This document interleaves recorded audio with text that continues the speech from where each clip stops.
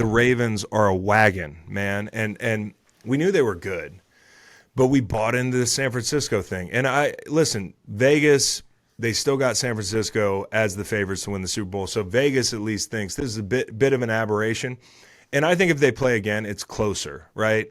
But I think that the number one question I wanted answered with Mark Andrews, and I was wrong about this. I thought that the loss of Mark Andrews would hurt this offense more than it has. And I saw some signs over the last couple games that I said, hey, maybe against a better team, they're not going to be as good offensively, especially when you lose Keaton Mitchell after you pivot to being a speed team. And a lot of times as an NFL player, that entire week, you don't know how the game's going to go. Like you talk about betting a game. We have no idea if the players don't know who's going to win the game.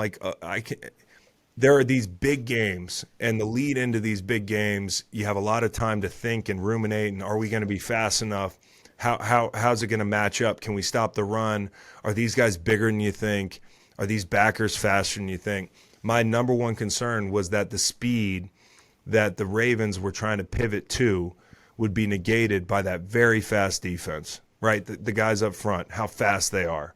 The way Chase Young ran down Lamar with the help of the official early in the game. They've got a bunch of those guys that can string plays out. They've got backers who are instinctive, that are fast. Fred Warner's the only guy that can carry routes up that seam. Yep. You talk about playing Tampa 2 and Philly trying to try their hand at it, and me getting pissed off having their backers run down the seam against the Cowboys. You can actually do stuff like that where you ask a lot of those guys. And I thought with the way when you play the Ravens for backers, the resource allocation that we talked about, not knowing, how you want to play a play because there's 4 different layers to the play. You're attacking either side of the field. You're playing the numbers game. You've got quarterback read stuff. You have quick game. You have power runs. They can throw gap scheme at you. The keys are tough. And I think the multiplicity of what they've been able to do, they still are a power football team, but the speed aspect of it, I wasn't sure how it would play out. And I thought San Francisco might negate that speed. It went the other way. It felt like the Ravens were the faster team. So when they play again, if they play again, that's one thing that's not going to change. San Francisco is not going to get faster. Now, something that could change is 4 or 5 turnovers. Yeah. Now, depending on what you think of Brock Purdy, and we've gone back and forth on this thing, a callback to never be sure of how good a quarterback is when he's thriving in a setup. Okay, we've seen these games from Purdy where he hasn't looked himself. Minnesota, Cincinnati, they didn't look great as a team. It was more defense got picked apart there. But the Cleveland game, at times they struggled. And you try to figure, you write it off to injuries, and you say, hey, when they're at full strength, that's the thing everybody says with Niners. When they're at full strength, they're the best team in the league. Well, they were at full strength, and they lost this game, and it didn't look great for them at times. And I think another thing we bank on is if Christian McCaffrey runs for 100 yards, so far it's been a situation in those losses where they couldn't get him going. This game, the run game was there at times, and they had big plays. And so I thought it was kind of one of those things like when you look at Miami, if Tua can get the ball out in under 2.2 seconds, right? He got it out in 2.07 this week. I mean, that's just, it's crazy. That's going to decide whether or not they look like the Miami Dolphins. And for the Niners, you thought if they can run the ball, they're going to look like the Niners. But the back end guys, Kyle Hamilton, Stevens, the whole group, Humphrey, I mean, they're all ball aware, right? They're ball hawking guys. Kyle Hamilton has been such a revelation for them. He reminds me of the way a honey badger at his best affected defenses. The TFLs, the knifing plays in the run game, the ball awareness, the getting knocked down, getting up, and having a ball fall into your lap. Like that turnover is predicated on him just getting off the ground.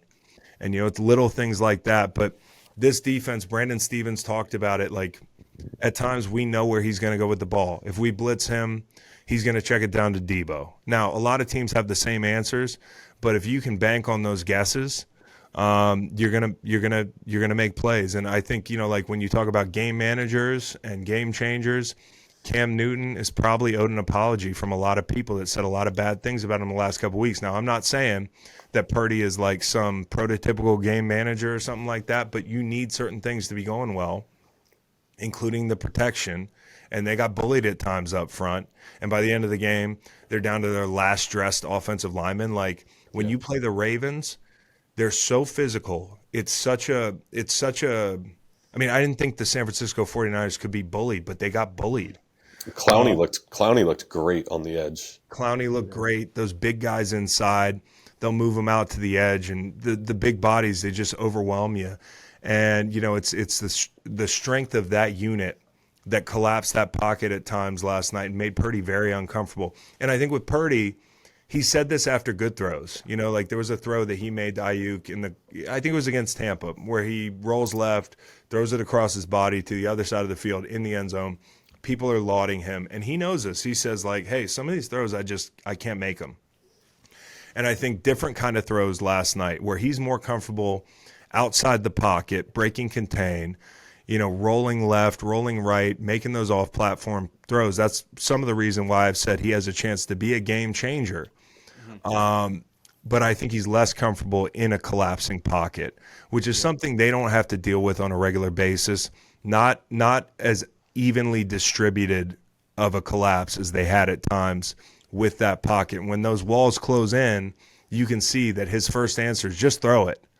You know, some other quarterbacks, they'll turtle, they'll take a sack, they'll frustrate you for that reason. You know, Tua at times has frustrated me for that reason because, you know, when things get tight in that pocket, he'll get gun shy. But Brock Purdy is a gunslinger more than a guy who's a game manager. But I don't know if the skill set matches that mentality at times. Mm-hmm. And taking those chances, and yes, some of them are, you know, tips and that sort of thing. You see what the worst case scenario is. And for them, it's 4 or 5 turnovers. I don't know how you overcome that. And this game was for the MVP. It was for the Heisman, as we're calling it, because every week it changes and only one game can knock you off track to be that guy. This was that game that spectacularly knocked Brock Purdy off track to be the MVP.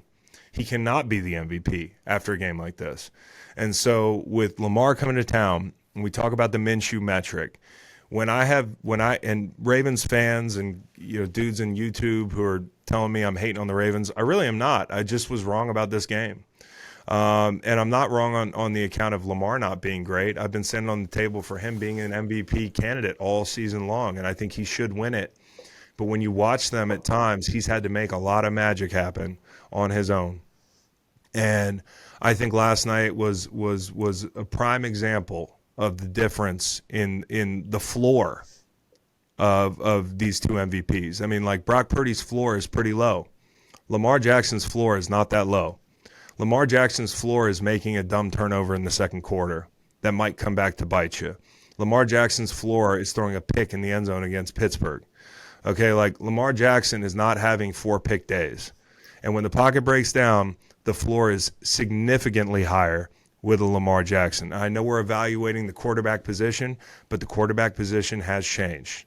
Okay, if you have that option, good for you. If you don't, you're going to need it. And I think Lamar is the MVP of the league. If he goes out and plays well this weekend against Miami, it shifts again to another monster matchup for a guy that probably thinks he should be in the MVP conversation with Tua. Okay, I don't think so. I can give him his props without saying that. But Lamar Jackson, if he handles his business this weekend, I think is the MVP of the league.